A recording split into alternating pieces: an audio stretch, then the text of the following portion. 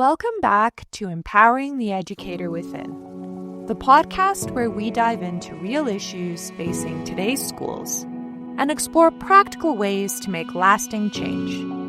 I'm your host, Christina Shalla. Today we're tackling a topic that's familiar to every school leader and teacher: curriculum gaps. But instead of focusing solely on what content was missed, we're going to explore a deeper, often overlooked cause: inconsistent teaching methods, and how a lack of alignment in instructional approaches might be the real culprit.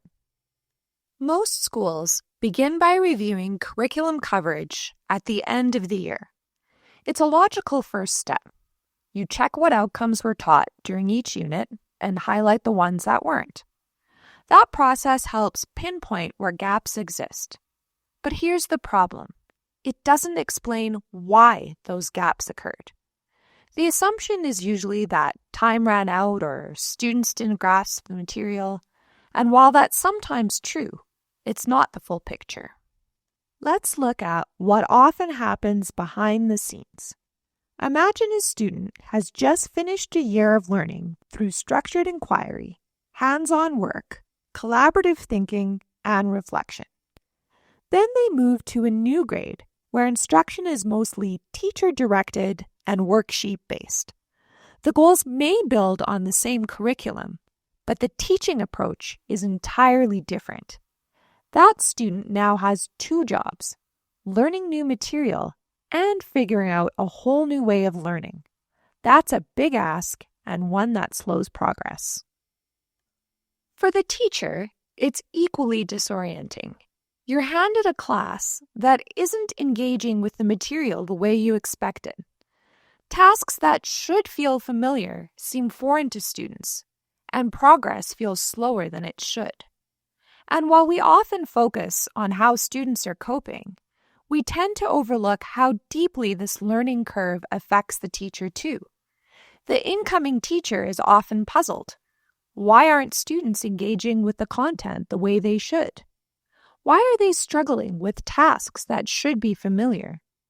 The instinct is to revisit earlier material or slow down, not realizing that the issue might not be the content itself, but the shift in how it's being delivered. Over time, this creates a ripple effect. Each year begins with a period of recalibration. Students are adjusting to new methods, and teachers are adjusting their expectations. That early lag adds pressure to later units, and by the end of the year, something usually has to be cut. It's not just about what didn't get taught. It's about the key understandings students will be expected to use next year, but never had the chance to learn.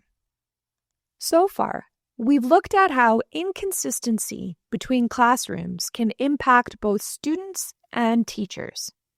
But when this kind of misalignment happens year after year, it becomes more than just a classroom issue. It becomes a school-wide pattern. Even the most well-intentioned teachers struggle to stay on track when there's no shared instructional approach. What begins as a few weeks of adjustment in one classroom can ripple into an entire term of slowed progress the following year. And the consequences don't stop there. When key outcomes go untaught, they don't just disappear. They carry forward. The result isn't just an individual student falling behind, but entire grade levels misaligned, and teachers in the next year forced to fill gaps they didn't create. Over time, the school loses momentum, with each grade trying to compensate for what the last couldn't fully cover. So, how do we fix that? It starts with creating a school-wide educational framework, a shared vision for how teaching happens, not just what gets taught. When instructional approaches are aligned across grade levels, students benefit from continuity and deeper understanding. If you're new to this idea, I explored educational frameworks more deeply back in episode 1, so feel free to circle back to that when you have a moment. Of course, having a framework is just the beginning. To bring it to life in the classroom, teachers need practical tools, and that's where individualized planners come in.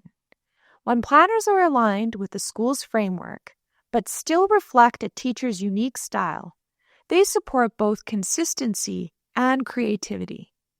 More importantly, they help ensure that instructional time is focused and aligned across classrooms, reducing the likelihood of curriculum gaps before they begin.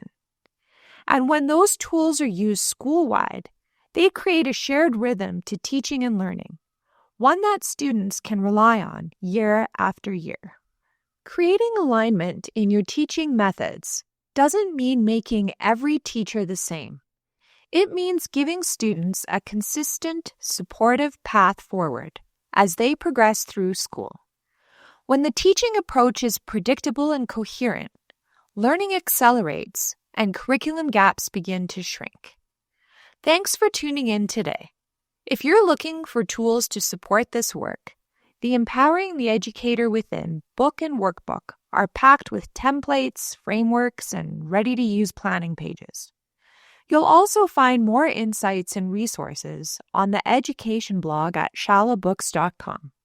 Until next time, keep planning intentionally, teaching consistently, and empowering your learners.